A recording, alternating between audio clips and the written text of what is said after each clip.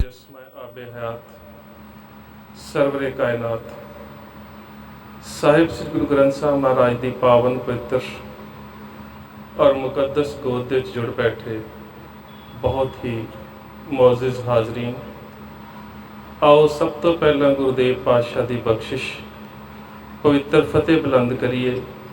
ਕੋਈ ਰਸਨਾ ਵਾਂਝੀ ਨਾ ਰਹੇ, ਗੱਜ ਕੇ ਆਖਿਓ ਜੀ ਵਾਹਿਗੁਰੂ ਜੀ ਕਾ ਖਾਲਸਾ ਵਾਹਿਗੁਰੂ ਜੀ ਕੀ ਫਤਿਹ।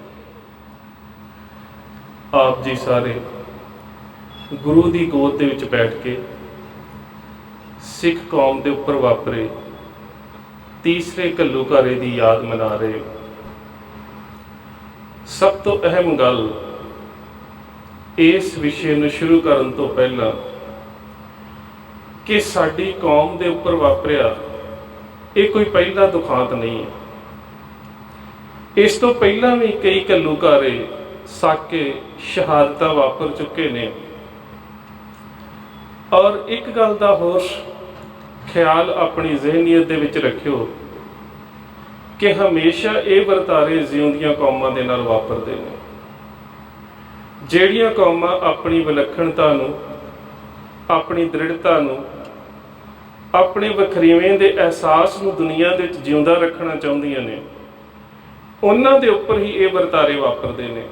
ਸ਼ਹਾਦਤਾਂ ਦੇਣੀਆਂ ਪੈਂਦੀਆਂ ਨੇ, ਸਾਕੇ ਵਾਪਰਦੇ ਨੇ, ਘੱਲੂਘਾਰੇ ਸਹਿਣੇ ਪੈਂਦੇ ਨੇ। ਜਿਹੜੀਆਂ ਕੌਮਾਂ ਸਮੇਂ ਦੇ ਨਾਲ ਸਮਝੌਤਾ ਕਰ ਲੈਂਦੀਆਂ ਨੇ, ਉਹਨਾਂ ਦੇ ਨਾਲ ਕਦੀ ਇਹ ਵਰਤਾਰੇ ਨਹੀਂ ਵਾਪਰਦੇ। ਇਤਿਹਾਸ ਨੂੰ ਪੜ੍ਹ ਕੇ ਵੇਖ ਲਓ, ਉਹ ਲੋਕ ਜਿਨ੍ਹਾਂ ਨੇ ਕੌਮੀਅਤ ਦੇ ਤੌਰ ਤੇ ਜ਼ੁਲਮੀ ਰਾਜ ਦੇ ਨਾਲ ਸਮਝੌਤੇ ਕੀਤੇ, ਜਾਂ ਕਹਿ ਸਕਦੇ ਹਾਂ ਕਿ ਇਤਿਹਾਸ ਦੇ ਵਿੱਚ ਅਨੇਕਾਂ ਮਿਸਾਲਾਂ ਸਾਨੂੰ ਮਿਲ ਜਾਣਗੀਆਂ ਕਿ ਜੇਕਰ ਅਕਬਰ ਦਾ ਰਾਜ ਹੈ ਤੇ ਰਾਜਪੂਤਾਨੇ ਦੇ ਰਾਜਪੂਤ ਭਗਵਾਨ ਦਾਸ ਵਰਗੇ ਆਪਣੇ ਪਰਿਵਾਰ ਦੇ ਵਿੱਚੋਂ ਬੇਟੀ ਦਾ ਰਿਸ਼ਤਾ ਦੇ ਕੇ ਉਸ ਦੇ ਨਾਲ ਰਿਸ਼ਤੇਦਾਰੀ ਬਣਾਉਂਦੇ ਨੇ, ਤੇ ਕੁਦਰਤ ਨੇ ਕਿ ਉਹ ਉਸ ਸਮੇਂ ਦੀ ਸ਼ਾਸਕ ਪ੍ਰਥਾ ਨੂੰ ਪ੍ਰਵਾਨ ਕਰਦੇ ਨੇ, ਤਾਂ ਉਹਨਾਂ ਦੇ ਉੱਪਰ ਇਹ ਵਰਤਾਰੇ ਕਿਉਂ ਵਾਪਰਨਗੇ? ਉਹਨਾਂ ਨੂੰ ਇਵੇਂ ਦੀਆਂ ਸ਼ਹਾਦਤਾਂ, ਇਵੇਂ ਦੇ ਸਾਕੇ ਜਾਂ ਫਿਰ ਇਹ ਘੱਲੂਘਾਰੇ ਕਿਉਂ ਸਹਿਣੇ ਪੈਣਗੇ? ਇਹ ਵਰਤਾਰੇ ਕੇਵਲ ਤੇ ਕੇਵਲ ਉਹਨਾਂ ਕੌਮਾਂ ਦੇ ਉੱਪਰ ਵਾਪਰਦੇ ਨੇ, ਉਹ ਚਾਹੇ ਯਹੂਦੀ ਹੋਣ ਚਾਹੇ ਸਿੱਖ ਹੋਣ, ਜਿਹੜੀਆਂ ਕੌਮਾਂ ਆਪਣੇ ਵੱਖਰੇਪਨ ਨੂੰ ਦੁਨੀਆ ਦੇ ਵਿੱਚ, ਦੁਨੀਆ ਦੇ ਨਕਸ਼ੇ ਦੇ ਉੱਪਰ ਬਰਕਰਾਰ ਰੱਖਣਾ ਚਾਹੁੰਦੀਆਂ ਨੇ। ਪਰ ਇਸ ਵਾਰੀ ਇੱਕ ਗੱਲ ਬੜੀ ਵੱਖਰੀ ਰਹੀ ਹੈ ਸਾਡੇ ਇਤਿਹਾਸ ਦੇ ਨਾਲੋਂ ਕਿ ਇੱਕ ਤਾਂ ਅਸੀਂ ਇਹਨਾਂ 35 ਸਾਲਾਂ ਦੇ ਵਿੱਚ ਇਸ ਸਾਰੇ ਵਰਤਾਰੇ ਨੂੰ ਪਰਿਭਾਸ਼ਿਤ ਨਹੀਂ ਕਰ ਸਕੇ। ਦੂਸਰੀ ਗੱਲ ਇਹ ਰਹੀ ਹੈ ਕਿ ਅਸੀਂ ਧੋਖਾ ਦੇਣ ਵਾਲੀ ਲੀਡਰਸ਼ਿਪ ਨੂੰ ਵੱਖਰੇ ਤੌਰ ਤੇ ਪਰਿਭਾਸ਼ਿਤ ਨਹੀਂ ਕਰ ਸਕੇ, ਆਪਣੀ ਵਿਆਖਿਆ ਪ੍ਰਣਾਲੀ ਦੇ ਵਿੱਚ ਅਸੀਂ ਨਹੀਂ ਲਿਆ ਸਕੇ। ਜਦੋਂ ਕੋਈ ਵਰਤਾਰਾ ਵਾਪਰਦਾ ਹੈ ਤਾਂ ਕੌਮਾਂ ਦੇ ਜਿਹੜੇ ਵਿਦਵਾਨ ਹੁੰਦੇ ਨੇ, ਸਕਾਲਰ ਹੁੰਦੇ ਨੇ, ਉਸ ਵਰਤਾਰੇ ਨੂੰ ਪਰਿਭਾਸ਼ਿਤ ਕਰਦੇ ਨੇ। ਅਕਸਰ ਇੱਕ ਸ਼ਬਦ ਸਾਡੀ ਮਾਨਸਿਕਤਾ ਦੇ ਵਿੱਚ ਵਸ ਚੁੱਕਾ ਹੈ, ਜਾਂ ਸਾਹਮਣੇ ਤੁਸੀਂ ਲਿਖਿਆ ਵੀ ਪੜ੍ਹ ਰਹੇ ਹੋ, ਸਾਕਾ ਜੂਨ 1984। ਦਰਅਸਲ ਇਹ ਸਾਕਾ ਨਹੀਂ, ਇਹ ਘੱਲੂਘਾਰਾ ਹੈ। ਫਿਰ ਸਾਕਾ ਕੀ ਹੈ? ਇੱਕ ਇਸਲਾਮੀ ਅਦੀਬ ਦਾ ਸ਼ੇਰ ਹੈ, ਜੇ ਜਾਨ ਤੋਂ ਆਨੀ ਜਾਨੀ ਹੈ, ਇਸ जां की तो कोई बात नहीं, जिज दासे कोई मकतल में गया, वो शान सलामत रहती है। चार फारसी भाषा के शब्द ने, कतल, कातल, मकतल और मकतूल। कतल है करन दी क्रिया, कातल जिहड़ा करदा है, मकतल जिस जगह के उपर कतल किया जाता है, तो मकतूल जिसका कतल किया जाता है। जदों ये चार चीज़ां इकट्ठियां हुंदियां ने, कतल, कातल, मकतल और मकतूल, पर इहदे विरोध दे विच कोई भी संघर्ष शस्त्रधारी नहीं किया जाता, तो उस वरतारे नूं साका कहा जाता है। साके दे विच कदी भी अगों शस्त्रधारी विरोध नहीं हुंदा, हथियारबंद विरोध नहीं हुंदा। गुरु अर्जन देव महाराज की शहादत साका है, गुरु तेग बहादुर साहब की शहादत साका है, ननकाना साहब दे विच जो वापरिया वो साका है, छोटे साहिबजादियां दी सरहंद विखे शहादत साका है। पर जून 84 का यह वरतारा साका नहीं है, एक घल्लूकारा है। इत्थों तक कि कई बारी असी अपनी अक्सर शब्दावली दे विच ये भी कह दिंदे हैं साका चमकौर, पर चमकौर भी साका नहीं है। असी कह दिंदे हैं, पर जदों कलगीधर पातशाह गुरु गोबिंद सिंह महाराज औरंगजेब नूं फारसी जुबान दे विच जफरनामा लिखते हैं तो वह स्पष्ट कर दिंदे ने कि वह है की। वो कहते ने गुर सना के कारे कुनद चहल नर बा दै लक बर आयद बरो बेखबर चू दीदम बा नाहर बा आमद बा जंग चशीदे यके तीर मन बेदरंग। जंग शब्द वरत्या, चमकौर जंग है, चमकौर साका नहीं है। सो पहली गल तो यह है कि असी इन्हां वरतारियां नूं परिभाषित जरूर करिए, क्योंकि आउण वाली पीढ़ी ने इन्हां साडियां पैदा कीतियां परिभाषावां दे विचों इस सारे वरतारे नूं परिभाषित करके उसका अध्ययन करना है। जिस तरह दिल्ली दे विच जो कुछ होया वो साडी नस्लकुशी सी, जीनोसाइड सी। अक्सर असी उस नूं पिछले 30-35 साल दंगे शब्द के नाल ही संबोधित करते रहे। दिल्ली के दंगे ना वो दंगे सी, ना वो दिल्ली का साका सी, ना वो दिल्ली का कतलेआम सी, वो साडी नस्लकुशी सी। उसनूं जीनोसाइड के शब्द दे विच असीं लैके आवांगे। सो मेरा कहण तो ये भाव सी कि जिन्ना वरतारियां दी याद दे विच असीं जुड़े बैठे हुन्ने आ, पहली गल तो यह है कि उन्हां दी परिभाषा का सानूं जरूर पता होना चाहिए। दूसरी गल कि सिख कौम के उपर पहला भी घल्लूकारे वापरे ने। मैनूं याद है कि 1952 दे विच एक किताब लिखी गई सी कश्मीर का घल्लूकारा।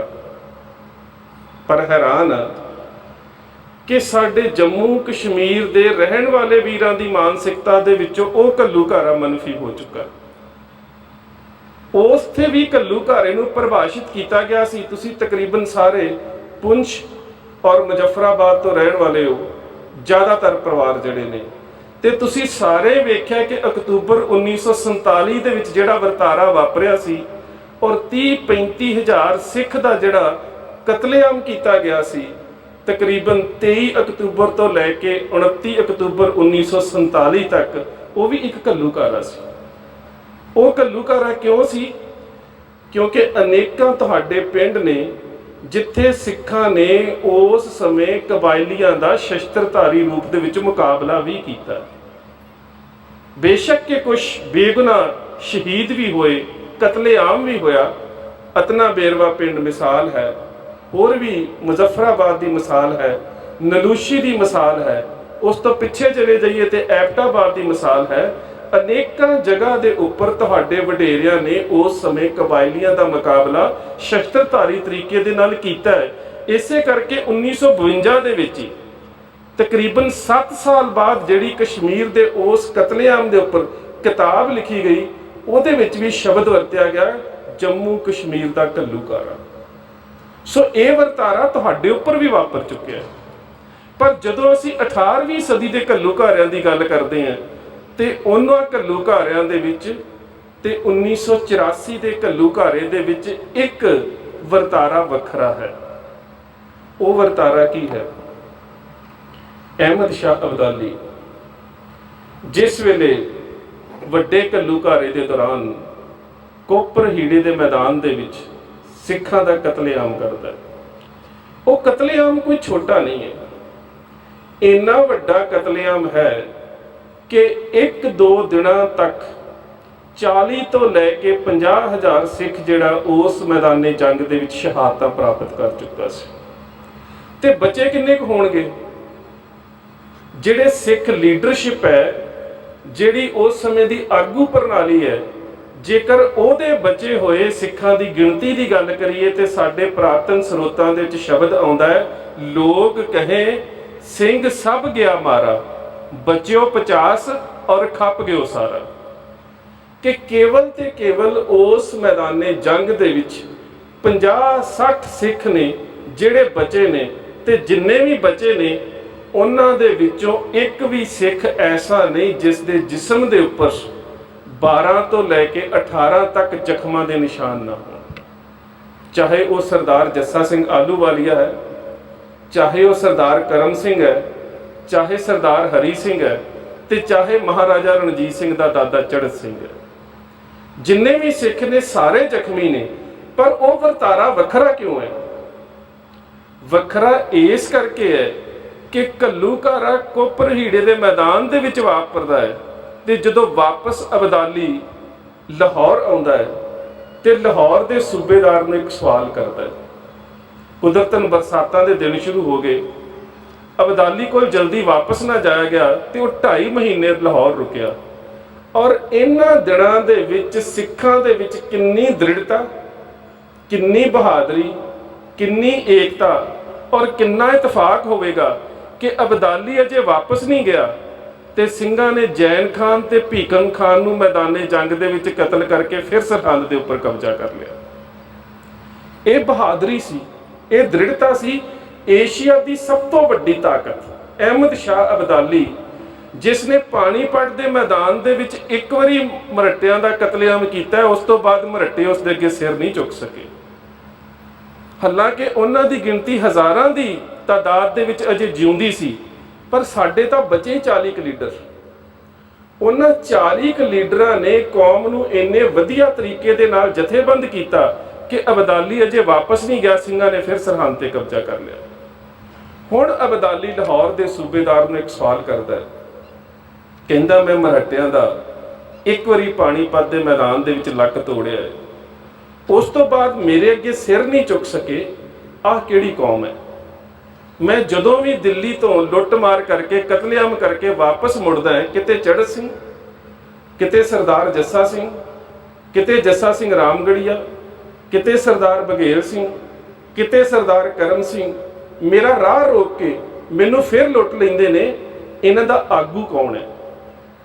ਹੁਣ ਖਿਆਲ ਕਰਿਓ ਅੱਜ ਦੀ ਟ੍ਰੈਜਡੀ ਕਿ ਕੌਮ ਦੇ ਕੋਲ ਸੰਤ ਜਰਨੈਲ ਸਿੰਘ ਵਰਗਾ ਆਗੂ ਨਹੀਂ ਹੈ। ਅੱਜ ਦੀ ਟ੍ਰੈਜਡੀ ਇਹ ਹੈ, ਉਸ ਸਮੇਂ ਸਾਡੀ ਲੀਡਰਸ਼ਿਪ ਕਿਵੇਂ ਦੀ ਸੀ ਕਿ ਲਾਹੌਰ ਦਾ ਸੂਬੇਦਾਰ ਅਬਦਾਲੀ ਨੂੰ ਜਵਾਬ ਦਿੰਦਾ ਹੈ, ਕਹਿੰਦਾ ਹੈ ਕਿ ਮੁਰਸ਼ਿਦ ਇਨਕਾ ਵਲੀ ਭਇਓ ਹੈ, ਇਨਕੋ ਆਬੇ ਹਯਾਤ ਦਿਓ ਹੈ।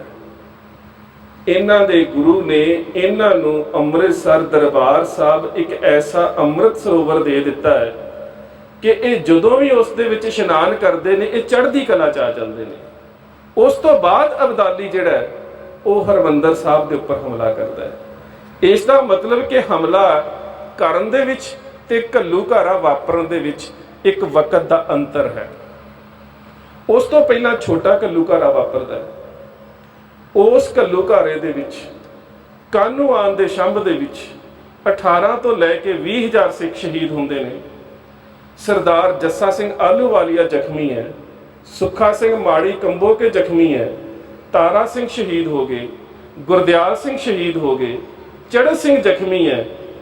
ਪਰ ਉਸ ਘੱਲੂਘਾਰੇ ਦੇ ਵਿੱਚ ਸਿੱਖਾਂ ਦੇ ਕਤਲੇਆਮ ਤੋਂ ਬਾਅਦ ਦੇ ਵਿੱਚ ਦਰਬਾਰ ਸਾਹਿਬ ਦੇ ਉੱਪਰ ਹਮਲਾ ਕੀਤਾ ਜਾਂਦਾ ਹੈ।